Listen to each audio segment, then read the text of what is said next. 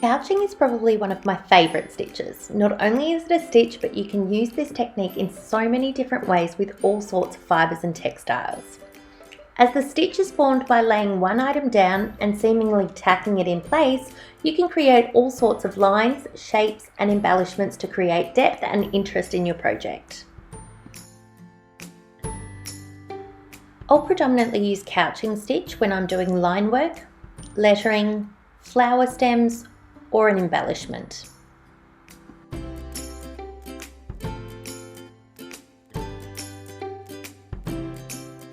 For this example, I've pre-threaded two different needles, one with 6 strands of cotton and one with 2 strands. I've threaded the 6 strands of cotton through a chenille needle as it has a much bigger eye and will pull the thread through my fabric much easier. The 6 strands of cotton will be my main thread, which will sit atop the fabric. I'm going to pull this thread up through the fabric at my starting point, and then I'm going to remove the chenille needle from the thread so that it doesn't stab me or anybody else while I'm stitching it onto the fabric. My second thread will be that which holds it in place, and for this I'll use my standard 2 strands of thread. Bring your next thread up a little in front of your starting point, parallel to the main thread. Stitch across your thread, creating a small anchor stitch to hold your main thread in place. Move along and repeat the process as you go, moving your main thread in the direction you want it to sit atop the fabric, and then anchoring it in place with your tacking stitches until you get to the end.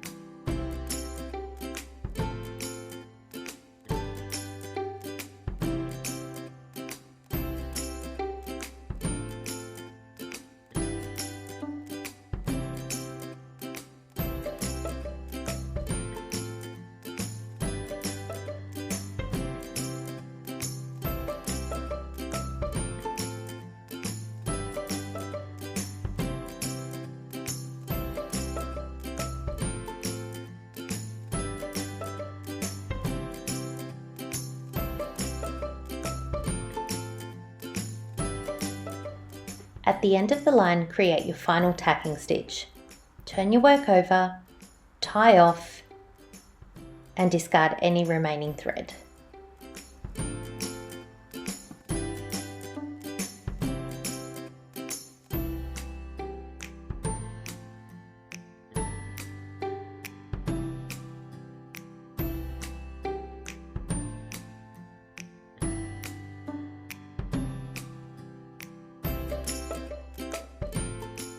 Rethread the chenille needle with your 6 strands of cotton and take it back through the fabric at the end of the line.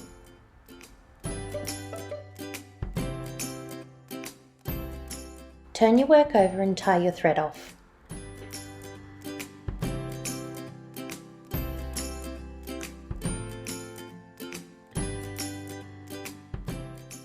Cut the remaining thread loose, and you're done. We're now ready to start our looped line of couching. I'm going to be using Phineas for my 6 strands of cotton and Avery for my 2 strands of cotton. Like before, I'll be taking my main thread and bringing it up at the starting point. Don't forget to then remove this needle so that you don't stab yourself or damage your work in the process. Loosely lay your main thread in the direction in which you'll want it to sit atop your fabric. And now it's time to start your tacking stitches.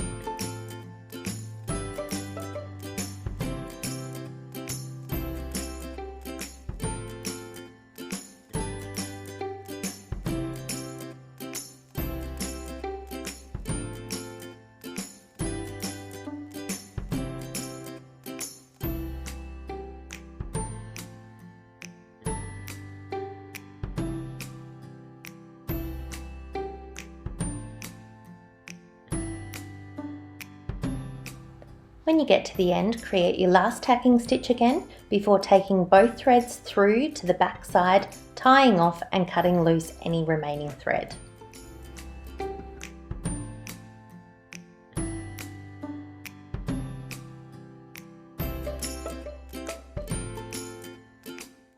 Your tacking stitches can be as close or as far apart as you'd like, but keep in mind that they do need to hold your base thread in place to avoid it from moving and your project becoming damaged.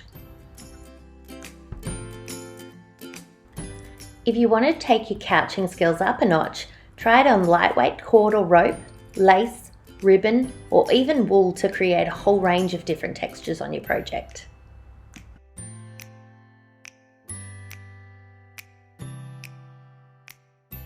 So now you know how to do couching stitch. Thanks for watching.